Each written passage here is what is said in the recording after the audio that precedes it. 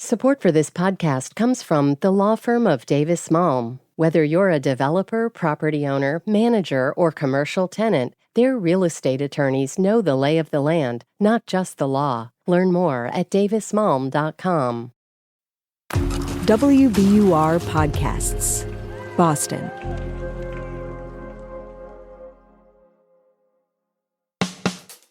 I'm Daryl C. Murphy, and you're listening to The Common.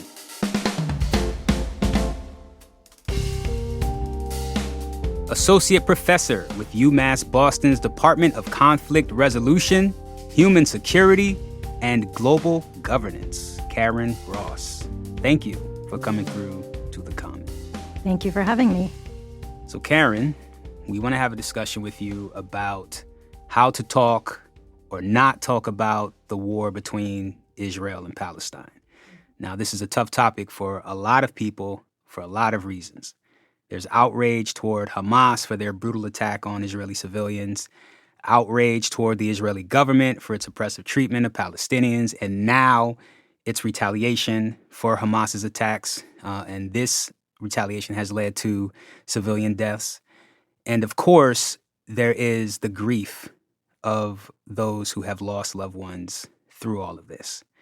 We at The Common are hoping to give people an idea of how to begin to think and talk about what's happening in a productive way.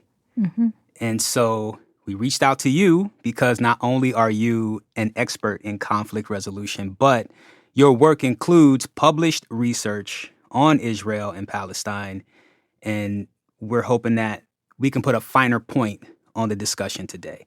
So having said that, thank you very much for taking the time to come through to The Common. We really, really, really appreciate it. Absolutely. Happy to be here. So to start us off, tell us how you came to this work.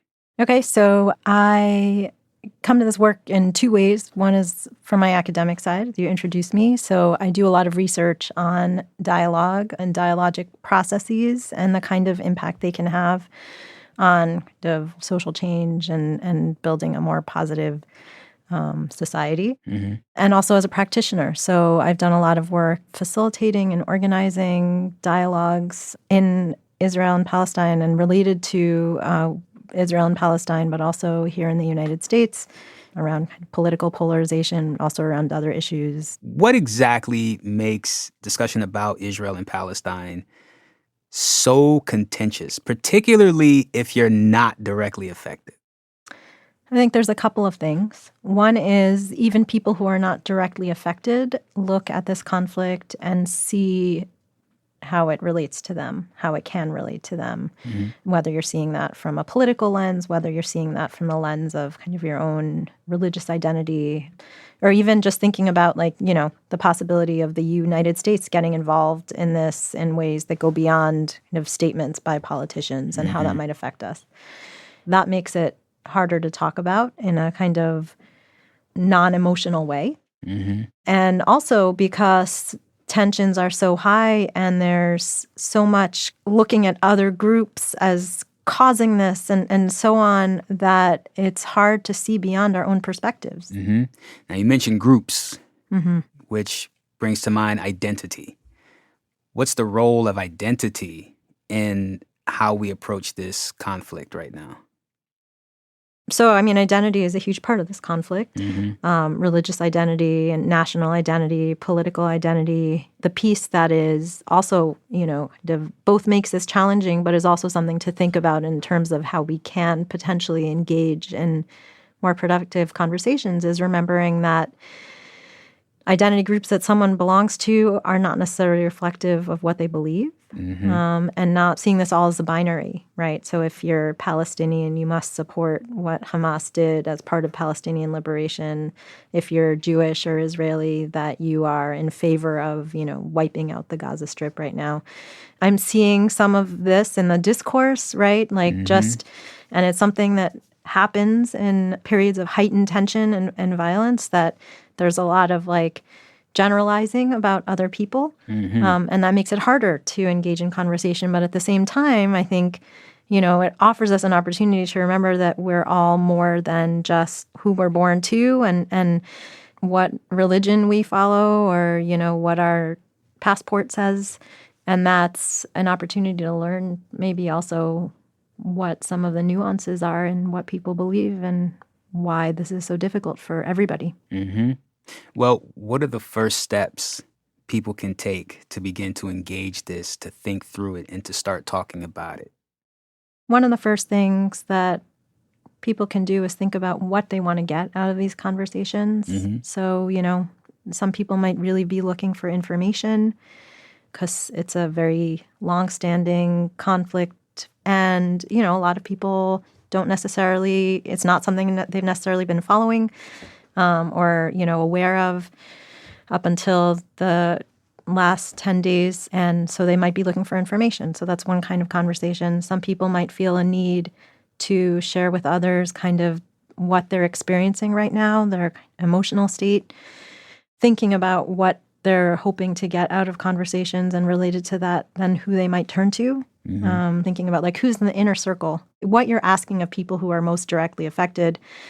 I wouldn't go up to someone Palestinian whose family's in Gaza right now and say to them, hey, can you tell me a little bit more about the history of what's happening here? Yeah, exactly. But there's other people you might ask. Mm-hmm. Then if you're having a conversation with someone who you have a relationship with, who you maybe you work with or your neighbor or someone who you're close friends with and you don't see eye to eye on some of these things, then, I think there's a space for a conversation there, but helpful to think about, why are we going to have this conversation now? What's our goal in having it? If you're going to try to change someone's mind, I think highly unlikely to happen, especially right now when tensions are so high, but, maybe to try to better understand why people feel the way they do and kind of where their beliefs come from, that could be a much more productive conversation.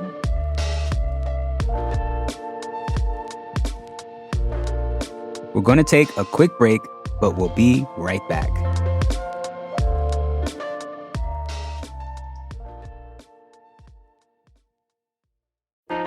Politics has never been stranger or more online, which is why the politics team at Wired is making a new show, Wired Politics Lab. It's all about how to navigate the endless stream of news and information and what to look out for. Each week on the show, we'll dig into far-right platforms, AI chatbots, influencer campaigns, and so much more.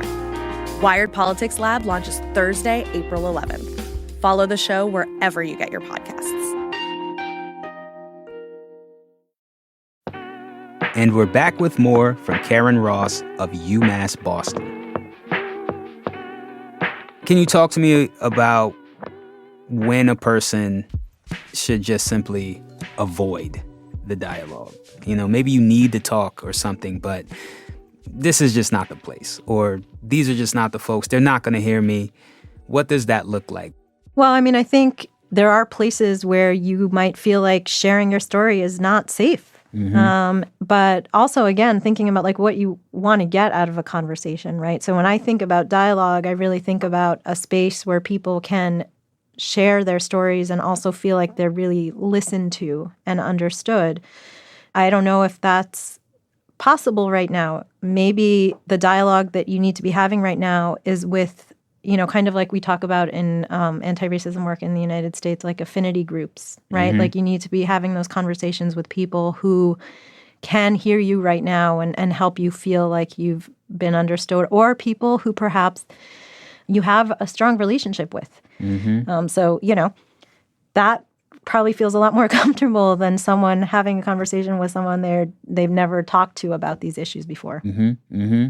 And anger's high right now. How can we hold space for each other's anger?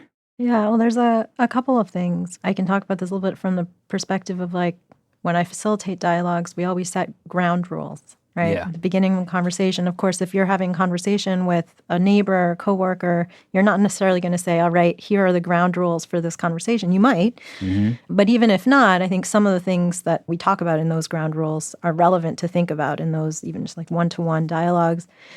One is speaking from your own experience, right? So, and your own personal experience. So yes, there is a lot of anger, but that anger is also connected to other things, maybe sadness, guilt, helplessness, a lot of other emotions that people are feeling. And, speaking from the experience of those emotions rather than kind of general categories is one way. And so we talk a lot in the kind of peace building and conflict resolution fields about I statements, right? So if someone's saying to me, I feel really upset about this thing that happened at work that maybe I had something to do with, I can hear that they're upset. But if they say, I'm upset at you because you did this thing, then now I feel defensive. So the I statements are one thing. And then also I think in terms of listening, we all have a tendency to kind of like half listen and start planning our response. Yeah. So Guilty. yeah, all of us are. I know I do it all the time myself. Like when I talk to my students and teaching them like facilitation and dialogue skills, things like summarizing back to someone what you heard from them. If someone hears someone say back to them what they were saying, then they feel heard and they feel understood. And then your focus as someone who's listening is on really trying to understand what someone else is saying rather than trying to figure out how you're going to respond to it. And I think that can help make a conversation more productive, even if, and most of the time, it won't change someone's mind, right? But it can really help you better understand where someone's coming from, why they're feeling so strongly about this or any other issue. And through that understanding, and kind of the larger sphere, create a space for starting to think a little bit differently about things. Mm-hmm. Getting to that place takes work, and perhaps it's a privilege for some people. I say all that to say that there's times where maybe dialogue is not going to fix anything. Can you just talk about dialogue not being something that's always accessible for people? Oh, yeah. If you are right now in the midst of experiencing death, destruction, loss of life as you've known it, then dialogue's probably not the right thing for you right now. Yeah. I believe with all my core in the power of dialogue, but it's not a panacea, right? Like it's not the answer to solving any conflict, but it is a way of creating connections across divisions. And those connections can then be important in figuring out potentially how to move forward together. Mm-hmm. But it doesn't happen overnight. A single conversation is a spark, but it's not what's going to solve any crisis. Mm-hmm. How can we be more supportive for people who are directly impacted by this, those who have lost loved ones or lost contact with loved ones in the region? How can we be better at holding space? How can we be better for them? Well, you mentioned holding space. I think holding space is really important. And what does that look like, holding space? Holding space looks different depending on who you're holding space for. Mm-hmm. Offering to go for a walk with someone so that they can maybe talk about something that's not at all related to what's happening in Israel and Palestine right now. Or to talk about how they are feeling. It might be reaching out and saying, hey, I'm thinking about you, and nothing more. It might be asking them, do you want to talk about this? Or what could I be doing for you? Or it might be staying silent. Yeah. I think we all have a lot to say, but sometimes there's a time and a place to say things. And then, maybe sometimes there's a time and a place that better not to say anything. Sometimes it's just you just show up and shut up. Right. Just be there. Be there. Exactly. Exactly. Can you recommend any resources that people might turn to if they want to better understand dialogue? Yeah, absolutely. So there's actually an organization in the Boston area that I do a lot of work with called Essential Partners. Their website is whatisessential.org. They actually have a lot of resources on having dialogue on contentious topics, across the political divide, about COVID. The organization started as a group of people who are holding dialogues about abortion, and I teach a class on it at UMass Boston. So Okay. Get that plug in there. Yeah, if there's anyone who is interested in that. Understood. Karen, thank you so much for coming through to the Common and talking to us about this. This has been really interesting, and I think a lot of people will find it helpful, so thank you. Yeah, you're welcome. Thank you for having me on. That's Associate Professor with UMass Boston's Department of Conflict Resolution, Human Security, and Global Governance, Karen Ross. And that's our show for today. Thank you so much for listening to The Common. If you want to get in touch with us, hit us up on Instagram at WBURTheCommon or send us an email at thecommon@wbur.org. I'm Daryl C. Murphy, and I will talk to you tomorrow.